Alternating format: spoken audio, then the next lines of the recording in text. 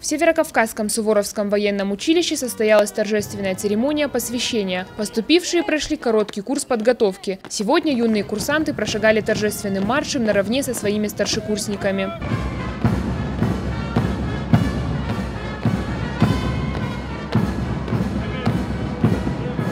Посвящение в Суворовцы – ежегодное традиционное мероприятие. По значимости и ответственности равное принятию военной присяги. 54 новобранца учебного заведения дали клятвенное обещание, получили алые погоны и первое звание. Каждому из них было вручено удостоверение суворовца. Молодым курсантам предстоит провести в стенах училища 7 лет. На выходе у нас должен быть выпускник высокообразованный, преданный своей отчизне, интеллектуальный, владеющий как минимум 2 иностранными языками. Конкурс был очень серьезный, и они лучшие из лучших сегодня поступили в наше училище. Первокурсников пришли поздравить представители командования Владикавказского военного гарнизона, чиновники и родители учащихся. Ирина Дзабаева, Зарина Дзагоева, Алан Гасанов, Осетия ТВ.